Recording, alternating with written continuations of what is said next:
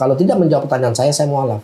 Jawaban beliau, silakan kalau seandainya kamu mau pindah karena gereja atau kita ini tidak kehilangan satu domba pun. Bang, kalau orang non muslim boleh masuk nggak sih di sini? Silakan. Kok nerima? Dan dia nggak membujuk saya untuk masuk Islam, enggak. Saya duduk aja. Kenapa? Temenin ngobrol, nggak apa-apa. Kayak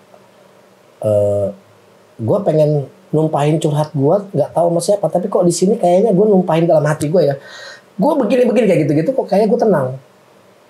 Gitu. Dan itu mungkin sekitar semingguan saya begitu sampai rutin. Saya hafal Al-Fatihah. Rutin itu, Bang? Iya. Setiap maghrib sampai saya hafal Al-Fatihah. Terus saya mikir,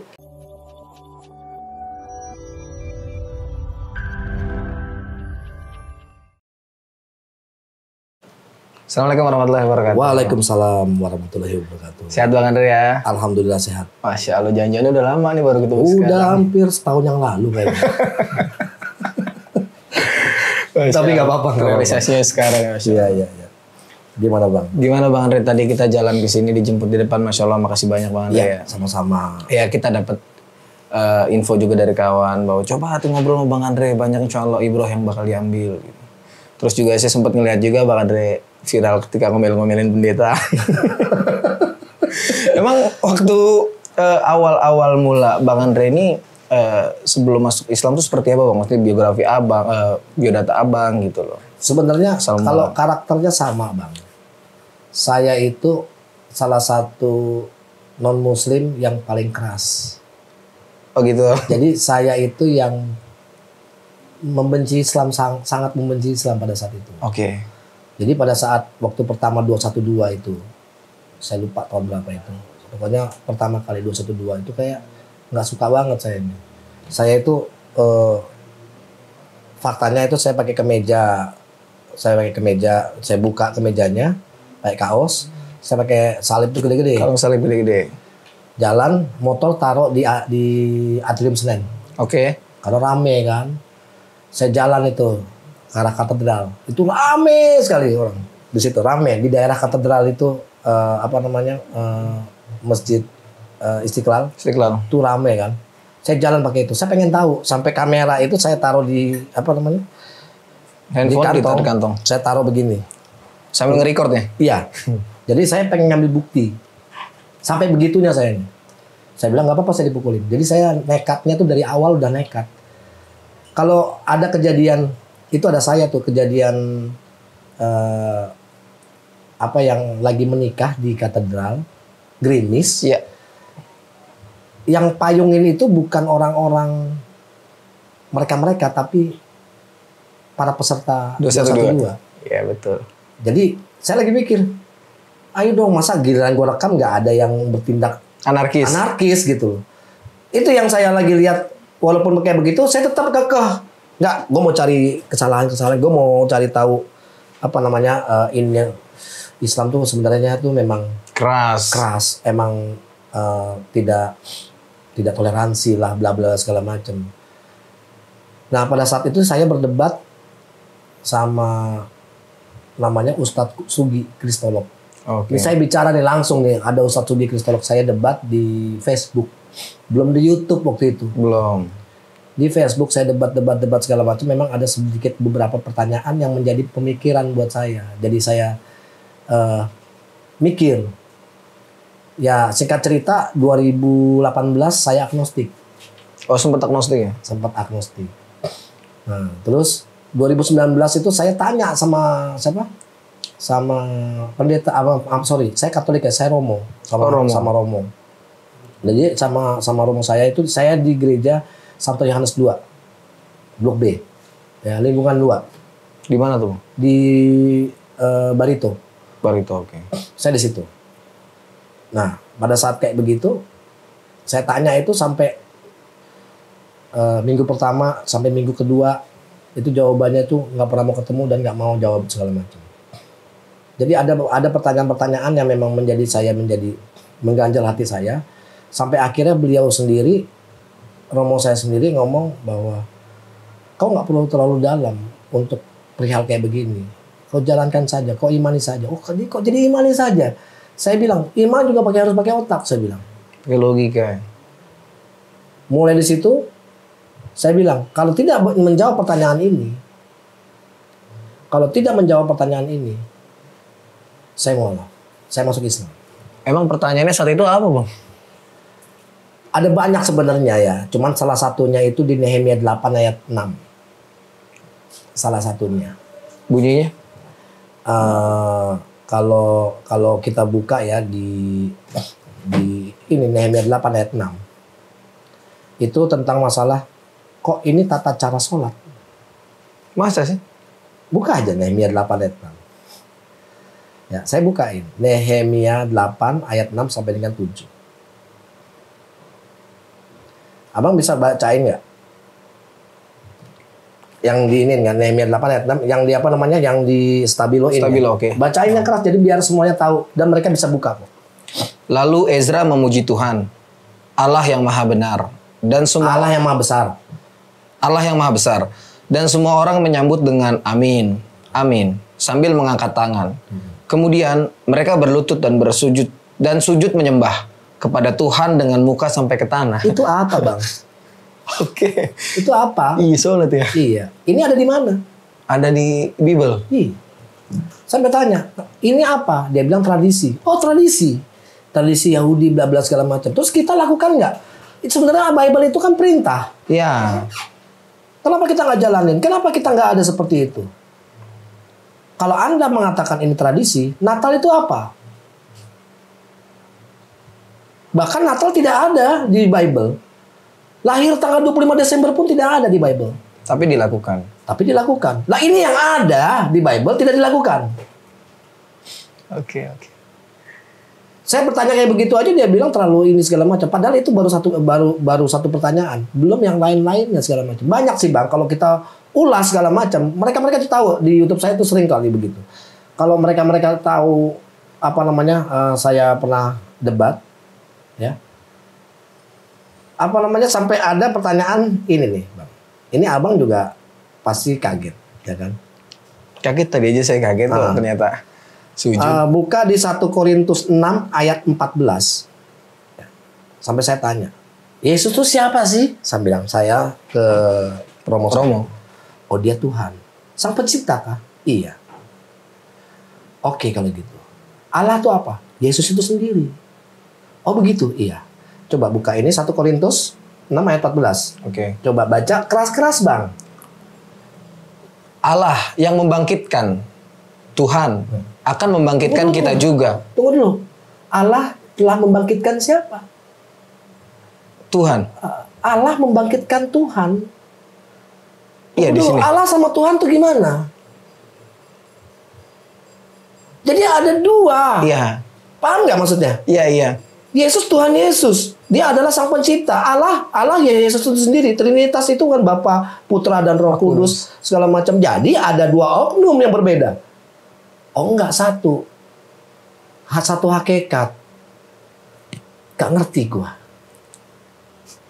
Paham nggak maksudnya? Paham. Dia menjelaskan tentang Trinitas bla bla segala macam begini segala macam. Sekarang saya tanya Yesus siapa? Anak. Dia Tuhan bukan? Tuhan. Dia Allah. Terus bagaimana ceritanya sang pencipta dilahirkan sama yang dicipta? Maria yang dicipta Allah. Tapi melahirkan Tuhan. Sang pencipta. Saya bertanya-tanya kayak begitu aja jawabannya itu wah sana sini begitu juga para pendeta. Makanya banyak yang gak suka sama saya begitu Bang. Terserah kalau mau edit nggak apa-apa nih Bang. Gak usah. Aman lanjut ya. Jadi gini banyak sekali debater segala macam tidak mengarah ke sini. Coba lihat ada nggak tentang Yesus memang bukan Tuhan segala macam iya. Kalau saya polanya berbeda.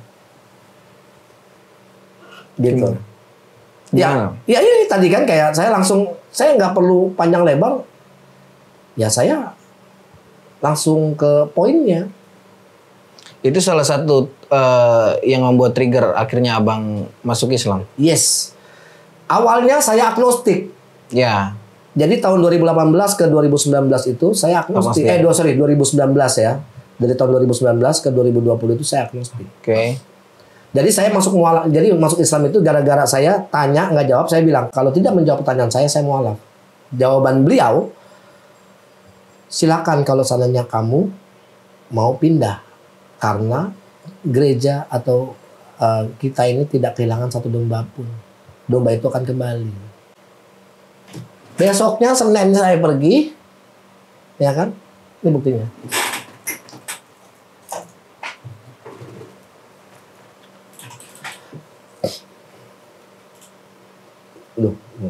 Besoknya saya pergi tanggal 16 Juli ya ke KUA. Oke. Bekasi Utara. Saya ke KUA. Datang, saya mau mualaf. Kenapa? Nggak apa-apa, saya ini segala macam. Padahal sebenarnya untuk bukti bahwa gue ini lihat gara-gara mulut lo ini, Romo, gue ditantang, gue nggak bisa ditantang. Gitu loh. Saya nggak bisa ditantang.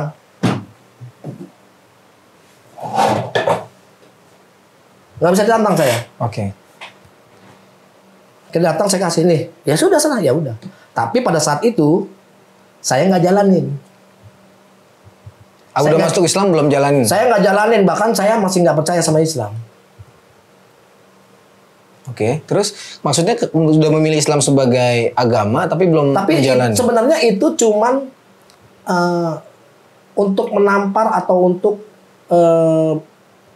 apa ya, tantangan dia gitu, menjawab tantangan Romo tadi. Iya, ya udah nih gua nih lihat, udah kan? Ya. Tapi saya nggak jalanin.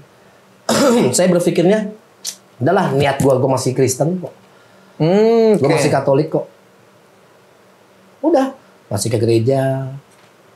Oh sudah syahadat masih tetap ke gereja? Agustus tuh 2019 tuh masih gereja segala macam, masih ini segala macam. Tapi di situ saya gereja cuma nemenin anak.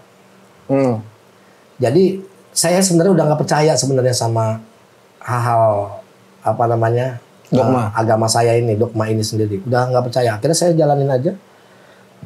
Anak saya gereja segala macam. Kadang saya habis itu lagi di dalam, saya ngerokok di luar, saya nungguin, ya kan. Terus setelah terima komuni, bla bla segala macam, udah pas pulang baru saya masuk lagi. Tiap minggu tuh begitu. Sampai berapa lama itu, Bang? Ya dari bulan Juli itu sampai Desember. Nah, puncaknya Desember pada saat Natal. Nganterin anak saya itu Natalan di gereja. Natalan karena ada Natalan anak-anak ya. Natalan, nggak taunya saya itu kalau nggak salah itu jatuhnya jam sore. Oke. Sore. Karena acaranya itu untuk anak-anak itu jam 2, jam 3. Saya masih ingat. Jangan bilang saya bullshit. Benar, gereja itu untuk anak-anak kan ada tuh dewasa. Oke. Jam sekian, anak-anak jam sekian. Nah, sore pada saat itu bunyi suara azan. Asar. Azan asar. Ya kan? Kok kayak gue tenang ya, kayak gue dengernya tuh kok asik banget ya. Maksudnya tuh kayak kok gue nyaman ya. Itu saya lagi di gereja, di luar saya lagi rokok. Yang saya dengar kok kerasa nyaman. Itu aja. Nggak ada tindakan saya mau ke masjid atau nggak ada. Cuman kerasa nyaman. Masih nikmatin aja itu ya? Iya. Besoknya saya diemin kok kayak pengen denger azan kan. Saya tinggal di apartemen tuh. Nggak ada denger azan. Saya ke bawah. Masjid di mana di sini? Ngapain lu bang ke masjid? Gitu. Kagak. Gue lagi mau ketemuin temen. Gitu. Itu bulan Desember tuh. Saya dengar di masjid. Diam. Kok apa namanya, senang gitu kan. Terus saya pas sholat maghrib kalau nggak salah itu pada masuk itu pada cuci kaki, cuci tangan segala macam di sini. Terus saya perhatiin wudu tuh mereka tuh ya. Iya, saya tahu begitu memang. Cuman kan kayak yang lihat jelas ini begini sampai ditegur sama orang situ, namanya Cang Ama. Saya ingat banget Cang Ama ini, mudah-mudahan nonton dia tuh ustadz di masjid itu. Saya ditegur, udah ngapain bang gitu. Enggak, saya cuma pengen tahu aja, pengen lihat. Enggak tenang aja, nggak ngapain kan. Udah, pas saya lihat gitu kok merasa nyaman, ya kan, bang. Kalau orang non muslim boleh masuk nggak sih di sini? Silakan. Kok nerima?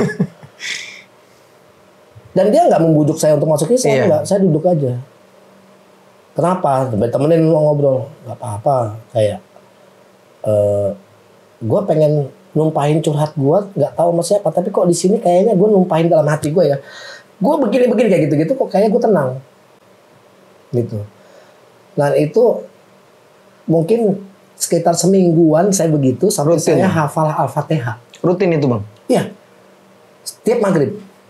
Sampai saya hafal Al-Fatihah.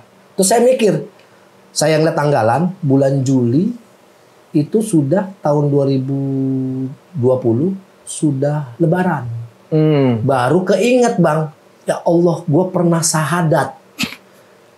Berarti sahadat waktu itu lupa itu? Ya karena gue cuman ini doang, ngerti gak? Astaga gue pernah sahadat dulu. Pulang, cari ini. Bukti itu? Ketemulah. Masya Tuhan, gue bilang, ya Tuhanku, udah mulailah, mulai di sini ini nggak ngarang-ngarang cerita, sampai akhirnya saya bingung, gemeteran, saya ngomong sama Cang Ama ini, gimana? Gue mau syahadat ulang, gue pengen benar-benar hari ini gue Islam, itu Januari 2020, tanggal apa itu lupa, tanggal 6 apa 7, syahadat lah sama Cang Ama ini, setelah syahadat. Dia bilang, saya butuh sertifikatnya. Nggak perlu pakai aja itu. Supaya lu ingat dulu lu pernah syahadat dan lu lupakan semuanya apa itu syariat, apa namanya rukun Islam, syariat Islamnya gimana. Iya. Dari situ diajarin lah sama dia segala macam tentang salat, bersolat segala macam. Alhamdulillah nggak sampai sebulan saya bisa. Sampai saya mempelajari tentang masalah hadis segala macam. Saya mempelajari semuanya. Allah. Jadi pada saat kayak begitu baru kayak ada muncul di YouTube segala macam, ya kan? Kan saya udah viral tuh, apa namanya? Bulan Januari ketahuan. Sama keluarga? Sama anak. Oh sama anak dulu. Jadi saya ngumpet-ngumpet nih bang, kan saya dikasih kalau sama Ustadz itu dikasih peci, sarung, sajadah, sama baju koko. Oke. Sama buku apa? Panduan sholat itu. Panduan sholat. Dikasih sama dia tuh suatu plastik tuh, udah saya umpetin. Nanti Allah sholat subuh begini, iya. Terus kalau bangun subuh kan di apartemen di bawah itu ada musola. Saya di Green Pramuka dulu. Udah saya turun ke bawah, saya sholat. Pas bangun kan anak-anak sekolah tuh jam 5 bangun. Dari mana ya? Dari bawah nyari rokok habis. Alasannya begitu mulu kan. Udah pas lagi subuh, saya udah tahu tuh sholat berjalan bulan Februari kalau nggak salah. Bulan Februari, 1 bulan lah lamanya. Enggak, 2 mingguan gitu udah ini. Akhirnya saya udah tahu cara sholat subuh kan. Daripada ketahuan gua tiap subuh keluar, saya sholat di kamar anak saya. Kan anak-anak itu tidurnya di kamar saya. Istilahnya barang-barang orang tua lah. Jadi kamar saya kan kalau apartemen saya kan 2 kamar tuh. 1 kamar anak saya kan. Nah dia tuh tidurnya sama kita. Jadi kamar kosong terus. Saya bangun sholat di situ. Biasanya saya kunci. Cuman takutnya curiga kan. Temen udahlah. Tapi pas saya sholat, suatu saat saya sholat, saya nggak kunci. Nggak mungkin bangun lah jam 4:30. Iya. Pas lagi saya sholat begitu, nongol lah dia. Gitu. Pertama diam. Ayah ngapain gitu kan? Enggak, lagi ngerenung. Pas posisinya saya lagi duduk. Udah kelar sholat itu? Udah kelar sholat. Jadi tahu kan, maksudnya lagi berdoa gitu duduk. Ngapain ya pakai sarung? Nggak boleh gue pakai sarung. Gitu. Ngomong sama anak saya, kan anak saya itu SMP. Masih belum diiniin. Udahlah, gue sholat aja pas maghrib di bawah di musola. Lagi di musola, sholat lah saya kan. Nah di bawah kan itu kan ada, di luar itu ada kantin. Ada kantin apa namanya? Ya, di kantin apartemen lah itu. Apa segala macam. Nah sampingnya kan musola. Saya sholat situ kan kaca gede bro, kacanya. Saya sholat, anak saya nongol. Tuh berhenti, mati gua. Dilihat, lari dia ke atas, ngomong sama istri. Maksud lu apa? Lu ketemu cewek lu begini-begini panjang lebar lah segala macam. Pokoknya di pikirannya karena dia tahu kalau saya itu bukan tipe yang gampang mudah untuk pindah agama. Iya. Pikirannya katanya ada cewek segala macam, nggak ada. Itu niat saya. Bohong lu nya, bohong apa gitu-gitu sampai ya akhirnya ngomong mertua saya diusir. Ini mereka nonton kok. Oh gitu. Mereka pasti nonton kalau misalnya ditayang segala macam, mereka pasti nonton kok kalau misalkan di YouTube segala macam. Tahu kok mereka. Jadi saya nggak mau bullshit. Oke. Ya kalau mereka ada orang-orang yang ngomong, itu settingan Anda cerita, ya monggo silakan tanya aja tuh kalau misalnya ada yang kenal saya sama keluarga. Silakan tanya. Jadi maksud saya tuh jangan memberikan opini dulu. Nah, mulai dari situ ya saya akhirnya pas pandemik. Oke. Tahun Februari pas pandemi 2020-an tuh ya? Maret 2020. Pemecatan lagi banyak-banyaknya pemecatan, akhirnya saya kena lah. Kena PHK. Kena, dan di situ ada sih cerita kenapa saya dipecat juga ada lah. Itu ada unsurnya dari keluarga. Ada salah satu juga karena masuk Islam. Dari keluarganya mereka. Nah, udah akhirnya saya disuruh pergi karena tidak bisa membiayai anak-anaknya dia. Ya. Mertua nih. Oke. Saya pergi. Saya mau bawain segala macam nggak diperbolehkan. Oke. Semuanya saya nggak bawa. Saya cuma bawa baju. Baju tok lah ya. Sama surat-surat. Udah. Saya cuma punya duit 500.000. Udah nggak punya duit 500.000. Cari kos-kosan 300.000. Iya. Bulan depan kan habis, Bang. Iya benar. Buat makan, buat yang lain. Bingung, nyari kerjaan bingung, luntang-lantung. Akhirnya diusir dari kosan karena nggak bisa bayar. Pergi lagi. Muter-muter segala macam, akhirnya saya ketemu yang tadi, yang bajil tadi. Yang tadi yang nganter. Oh, yang tadi nganter. Ya. Nah, dia itu tukang bangunan. Sama kuli pasir. Oke. Bang, gue butuh kerjaan. Loh, abang sehat, keren begini kok lebih gembel dari saya, Bang, katanya gitu. Saya cerita lah, saya mualaf, begini-begini, saya diusir dari bukan di ini. Ke keluarga saya, nggak ada yang mau terima juga. Karena mayoritas semua keluarga besar itu Katolik, Bang ya. Mereka nggak mau terima, nggak terima saya. Saya bertanggung jawab sama omongan saya nih. Mereka juga pasti lihat. Ya mereka nggak akan bantah. Hal itu terjadi, fakta. Udah, akhirnya saya luntang-lantung segala macam, dikasih kerjaan lah sama si bajil ini. Tapi adanya mulung botol aqua, Bang, mau nggak? Yang penting bisa makan, boleh. Tinggal di mana? Nggak tahu. Tinggal di tempat saya yuk. Ya Allah, rumahnya paling gedenya segini, ruang tamu ini. Gedek. Mulung akhirnya tuh, Bang? Mulung botol aqua. Yang penting saya bisa makan. 2 bulan kemudian, akhirnya bulan Maret, April ya, 1 bulan ya. 1 bulan kemudian, saya difitnah kalau gara-gara perempuan. Ya. Saya bikin video. Kalau nggak salah ada di sini nih videonya. Oh, di ini channel Abang ada ya? Saya ini yang pertama-tamanya ya.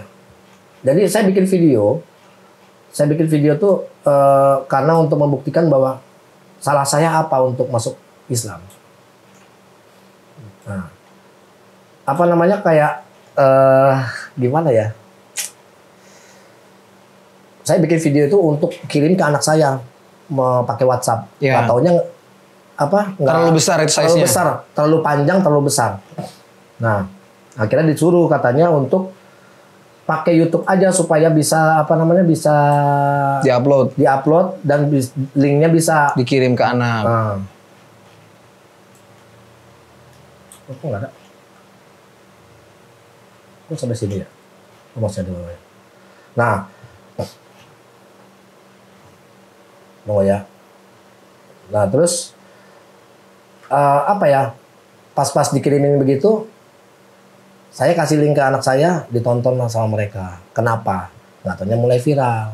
Jadi pada saat saya mulung segala macam, bulan November Desember baru ada hasil dari, dan yang ngasih, yang bikin AdSense itu ada mualaf juga, namanya Erik Mualaf Channel. Erik Mualaf Channel. Dia yang bantu saya AdSense. Oke. Ya, boleh tanya dia. Nah, itu apa namanya? dibikin begitu akhirnya saya dapat hasil. Baru akhirnya bisa usaha. Oh jadi awalnya tuh memang survive dari nol ya? Iya. Nggak ada ya. Oke, itu lanjut deh. Nah, pas tadi kan setelah anak terima itu kan akhirnya semua berita buruk tentang bapaknya yang masuk Islam gara-gara perempuan gugur tuh Bang. Gugur ya? Iya. After itu hubungan sama keluarga, sama anak, sama istri. Ini. Saya mau mualaf apa salah saya? Bukti kalau Anda salah nuduh. Video ini ditujukan untuk siapa? Tadinya judulnya bukan begini. Siapa yang nuduh abang gara-gara perempuan? Istri? Mantan istri. Oke. Ya kan? Jadi di sini dia nih. Kalau yang ini nih istilahnya video pertama-tama nih. Gitu yang ini nih. Nah ini 4 tahun yang lalu tuh. Oke. Ya kan? Nah mulailah nggak taunya viral. Gitu loh. Jadi viral. Jadi yang ini nih saya istilahnya pertama kali saya mualaf. Terus saya ngerekam seminggu setelah mualaf. Iya, ngerekam maksudnya saya bukan masuk ke YouTube. Jadi buat rekaman saya, saya hafal nih ayat kursi, saya hafal tapi pas saya tayangin saya begini nih. Klarifikasi saya untuk orang yang menuduh. Tuh. Menuduh saya menghina agama yang dulu. Ini kayak gini-gini kan saya YouTube saya cuman kayak gini-gini ya. Ini sebagai track record lah bahwa abang bukan bukan mau jadi mualaf karena sesuatu hal terutama perempuan. Iya. Ya kan ini bukti gitu maksudnya. Ya. Nah, di sini gue cuma bilang, banyak orang nanya, mungkin lu nanya sama gue bro. Ada nggak pertanyaan ke gue, kenapa gue milih Islam? Ya. Pasti ada nggak pertanyaan gitu? Ada. Kenapa milihnya Islam? Nah, gue bilang, gue nggak pernah pilih Islam. Tapi, ya kan? Demi Allah gue nggak pernah pilih Islam. Islam yang pilih gue. Allah. Karena apa? Kalau gue milih Islam, gue ada tujuan bro. Terserah orang lain mau ngomong apa. Oke. Oh, gue pilih Islam karena gue mau nikah. Bisa. Walaupun nantinya jadi bagus. Iya. Gue pilih Islam karena gue begini. Loh, gue lagi benci Islam kok. Tiba-tiba berbalik jadi cinta. Iya. Ngerti gak maksudnya? Yoi. Jadi kalau orang nanya, kenapa lo pilih Islam? Siapa bilang gue pilih Islam? Gak pernah gue pilih Islam. Enggak, gue gak pernah pilih Islam. Gue sampai ngomong demi Allah, gue gak pernah pilih Islam. Tapi Islam yang pilih gue. Sampai gue terenyut, sampai gue benar-benar gak berdaya sama caranya Islam. Makanya saya bilang, bro, saya punya anak yatim 10. Tadi lu udah lihat ya, faktanya lu lihat kan? Iya. Ada nggak gua skenario? Lah, nggak ada. Nggak, biar semuanya tahu, ya. Saya bilang, saya karena baca pertama itu surat Al-Maun, bro. Surat Al-Maun. Ya kan? Di atas saya itu aital lazi yukazibu biddini fazalikal lazi yad'ul yatim. Jika engkau menghardik anak-anak yatim bahwa engkau adalah pendusta agama. Ya kan? Okay. Terus saya hafal Ar-Rahman. Kenapa kok fabi ai ala irobikum matukaziban 31 kali ayat diulang-ulang? Kok ayat yang lain nggak ada yang diulang-ulang? Kok cuman Ar-Rahman sampai 31 kali ayat itu diulang-ulang? Nikmat Tuhan manakah yang kau dustakan? Apa yang ada di benak abang saat itu pas dengar ayat itu? Gimana ya? Bener, di situ sebenarnya menggambarkan sosok manusia, bro. Itu sosok manusia. Seperti kayak gue bilang. Ya, makanya gue bilang, banyak orang yang benci sama gue cuman gara-gara nyablaknya gue ini. Karena gue bilang, gue ini nikmat. Sekarang gini. Orang ngeluh. Kenapa ya hidup gue begini? Aduh, gue gak ada kerjaan. Dapat cobaan apa ya gue? Banyak gak orang begitu? Iya banyak. Ya kan? Aduh ya Allah, kenapa sih kok gue begini banget segala macam tapi megang handphone, punya motor, pas kak? Ya, I see. Wah nggak bisa makan bro, lapar gue nih, gimana ya? Kok jahat banget ya dulu kondisi gue digini banget, gue nggak dapat kerjaan, gue nggak punya kerjaan, tapi masih megang handphone, tapi masih punya motor, bisa beli kuota ya? Bisa beli kuota, kira-kira gimana? Nggak bersyukur loh. Apakah lu bangun tidur bilang alhamdulillah ya Allah saya bisa melihat matahari hari ini. Makanya saya bilang saat gue baca Ar-Rahman saya tidak percaya hari esok. Kenapa gitu? Loh, kita nggak tahu kalau Allah ngemanggil lu jam 5 menit yang apa kemudiannya gimana? Allah Akbar. Lihat selain. Ayo. Iya. Lu bilang tenang masih ada hari esok. Lah kalau 5 menit lagi mati gimana? Joy. Hah? Jadi ambil kesempatan lu ini ya untuk mempermudah lu untuk di sana.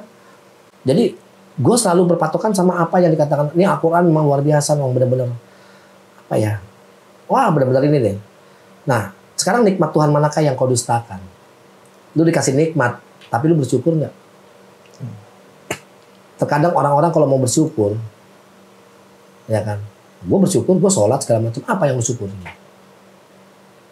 Sekarang saya tanya sama, saya bikin kajian saya begitu sama teman-teman mualaf, sama teman-teman anak-anak jalanan.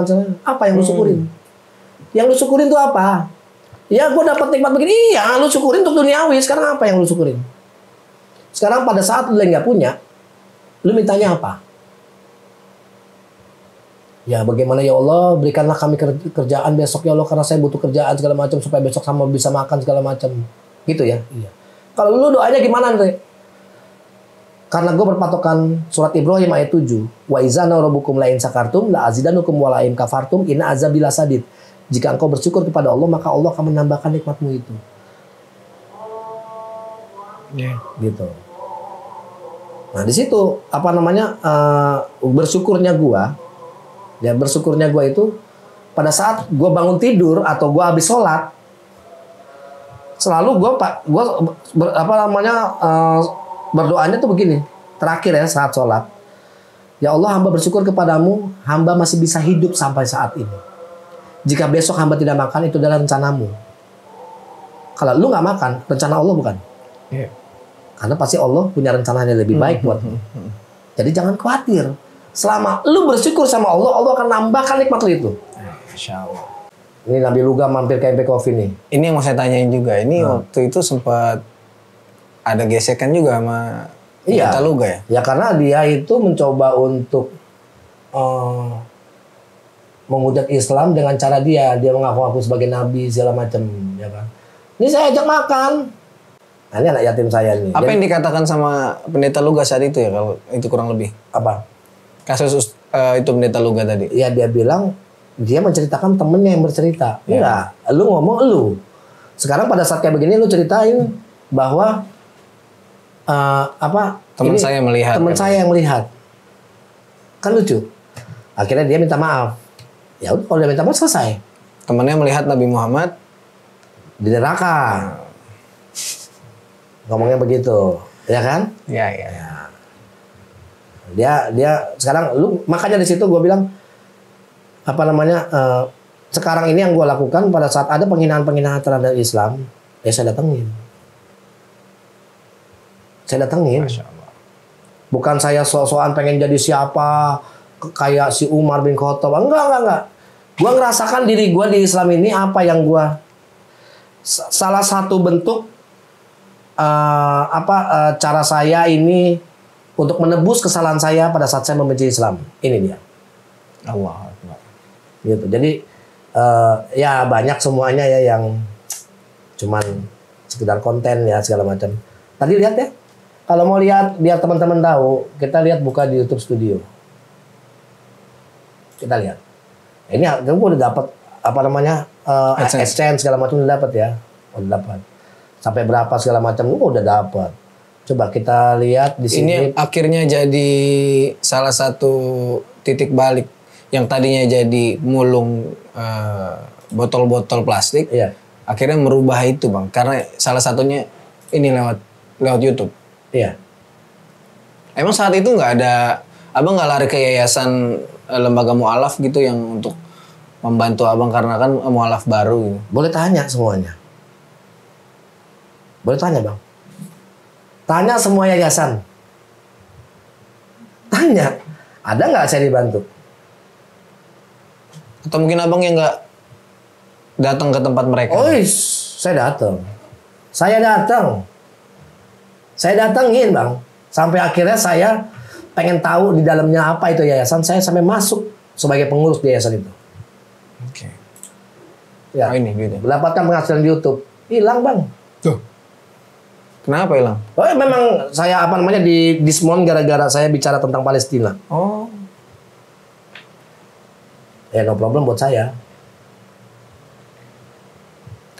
Selain YouTube, sekarang kan Abang udah masuk Islam nih. Terus udah mulai berubah. Apa hal yang udah didapat ketika Abang survive itu hari ini? Usaha apa yang sedang lagi berjalan sekarang? Sekarang ini saya kedai kopi ya. Oh, kedai kopi. Ya. Di mana, Bang? Ini di sebelah Jeko. Oh, Jeko Jatiwaringin ini ya? Itu juga kerjasama sama teman mualaf juga ada. Jadi ya untuk bikin usaha ini yang saya ambil orang-orangnya itu adalah orang anak-anak jalanan. Yang tadi yang lihat. Kenapa anak-anak jalanan yang diambil? Gini, mereka punya peluang sebenarnya, Bang. Yang mereka sebenarnya nggak jadi begitu karena menganggap nggak ada peluang. Akhirnya semua hanya bergantung sama Allah aja ya? Iya. Sekarang gue bergantung sama Allah. Ayo. Lu mau, yuk kerja sama gua. Lu mau ini.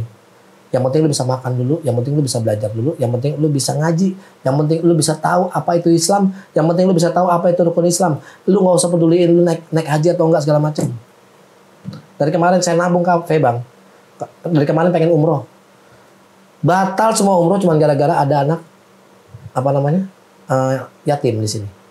Dan gua bangga, nggak masalah buat gua. Anak yatim ada berapa, Bang? Ada 10. Allah. Pengeluarannya? Enggak, siapa yang tanggung? Sendirian? Saya sendiri, siapa lagi cuma? Siapa? Kalau ada nih, ini jangan dipotong. Kalau ada katanya ini dari yayasan ini ngomong sama saya. Bahkan ada beberapa dari netizen yang bantu. Alhamdulillah. Tapi kan ya maksudnya tuh nggak begitu besar kan. Setidaknya ada yang bantu lah beberapa Saya orang. mau peduli lah. Masih ada yang peduli. Ini gue ngerasa indah. Dengan adanya anak-anak segala macam. Gue di YouTube ya. Ada di komunitas. Sampai saya minta donasi segala macam. Saya ngomong. Saya minta donasi. Ya kan. Untuk bayar kontrakan. Oke. Ya kan. Nih. Ya. Untuk kontrakan bro. Sampai saya kasih tahu. Ini udah lagi. Pak Andre, tanggal 20 tolong uang sewa rumah bulan Juli 2024. Ya kan? Saya jual barang segala macam, nggak ternyata kebakan buat anak-anak. Kenapa mau begitu? Tuh, ini kegiatan ini, gue masih jalanin. Enggak, kenapa mau begitu Bang akhirnya ngejual barang? Yang anak-anak ini bukan anak-anak Abang sendiri. Terus kalau lu, ini kamera siapa? Kamera kantor. Kantor. Yang punya lu mana? Mana? Apa yang punya lu? Ini kamera siapa nih? Kamera kita Bang? Iya. Yayasan? Ya enggak, yang punya lu, handphone lu ya ada ya? Ada. Iya. Lu mati dibawa nggak? Enggak sih. Ya udah. Apa yang lu bawa? Hah? Amal baik Bang. Iya. Gua sayang sama duit gua. Iya, gua sayang banget sama duit gua. Sayang gua sama duit gua. Makanya gua sampai bawa mati itu duit. Dengan cara apa? Nih. Anak-anak yatim. Allah. Loh iya dong. Ya. Lah saking gua cintanya sama duit gua. Ya. Terserah orang-orang mau berpikir apa. Gua saking cintanya sama duit gua nih. Sampai gua bawa mati nih duit.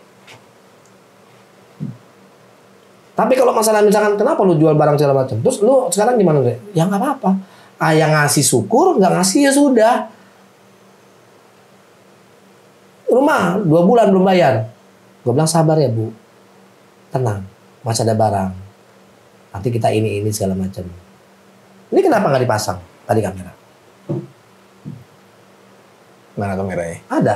Ayo, kenapa nggak dipasang? Baru gue copot. Mau gue jual. Terus kenapa? Terus lu gimana? Ya udah nggak ke handphone bisa gitu segala macam. Nggak salah buat gue. Jadi maksudnya gue tuh di sinilah posisinya gue ini, ya, yang namanya apa ya? Yang lu bilang indahnya gimana? Ini gue lagi menikmati hidup gue. Kita nggak tahu bro, nanti nggak tahu sejam kemudian atau 10 menit kemudian Allah mati lo, mati. Apa yang lu bawa? Ya, benar. Ayo. Itu aja, bukan gua nggak ini ya, cuman kita mikirnya di situ karena kita nggak sadar bro, kita nggak menyadari hal itu. Kadang orang-orang banyak yang pintar ngomong segala macam udah terus ngapain? Ya kan kita juga butuh duniawi. Dan kita ingin pikirin akhirat, duniawi ngikut kok. Buktinya gue, pada saat gue melakukan hal ini segala macam, pada saat gue begini, dengan penderitaannya gue, kan gue sakit. Lu tahu gue sakit apa enggak? Nggak tahu. Nggak tahu. Nggak tahu. Parah sakit gue. Kalau tahu, gue nanti nggak mau live nih nanti. Nggak mau di sini. Karena gue nggak pernah mau ngasih tauin. Tapi silakan tanya, rekam medisnya ada, boleh ada. Gue nggak pernah mau menunjukkan gue sakit. Makanya gue hitam di sini, nggak tidur 3 hari. Karena gue nggak mau menunjukkan bahwa gue tuh begini. Orang-orang mau fitnah gue, mau gue silakan. Om gimana dan di rumah segala macam tuh udah tenang aja dulu, udah kebayar langsung bayar. Sampai gue fotoin segala macam. Nah ini kan berarti kan ibro buat teman-teman juga, khususnya teman-teman mu'alaf yang ketika dia masuk Islam lalu masih sorry maaf ya bang, saya bilang agak kebanyak yang lebih minta hasil ketimbang dikasih kail pancing gitu. Pesan-pesan abang buat mu'alaf terkhususnya teman-teman ya, ini untuk teman-teman mu'alaf ya, mendingan lu ambil kail pancingnya. Kalau lu dapat dikasih hasilnya, habis saat itu juga. Tapi kalau lu dikasih kail pancingnya, lu suatu saat kapanpun bisa ambil. Dan lu mendapatkan hasilnya sendiri. Sekarang gini, lu mau mualaf, lu pengen cari duit, ya kan? Mau cari keberkahan duit segala macam, atau lu mau cari ilmu. Yang di sini kalau gue masuk mualaf itu, gue mau nggak ngelihat gini. Nah, gue dapet mualaf, gue berapa yang gue dapet ya? Jadi kalau gue masuk mualaf bukan berapa yang gue dapet, tapi apa yang gue dapet. Ilmunya, segala macam. Bro, gue orang gila. Gue orang yang apa ya, yang keras. Mana gue punya mobil? Enggak. Dari gue semua barang, wah tadi lampunya nggak hanya satu, ini ada lagi, bukan lagi ini itu. Waduh banyak sekali, tapi apa salah? Terus gimana deh? Ya sudah. Semua sirna bro, semua sirna ini. Yang ada cuma kita doang nih. Makanya kadang banyak orang-orang yang sekarang ngerasa terkenal. Ya kan, ngerasa kayak udah hebat. Ngerasa udah ini segala macam. Tapi hanya bisa menilai orang. Ya. Kita hidup dari tanah. Lahir dari tanah. Makan dari tanah. Bahkan mati kembali ke tanah. Jangan sekali-sekali, ya kan, kita kayak langit. Itu aja. Masya Allah. Ya bener gak? Kayak gitu. Jadi pesan buat teman-teman mualaf ya itu. Terima kail pancingnya. Gua jamin. Makanya kita bilang ada dari surat Ibrahim ayat 7. Yeah. Wa izana robukum la in sakartum la azidanukum wa la in kafartum inna azabila sadid. Sesungguhnya jika engkau bersyukur sama Allah, maka Allah akan menambahkan nikmat beliau. Tapi jika engkau jika engkau nggak mengingkarinya atau kufur, azab Allah itu lebih pedih.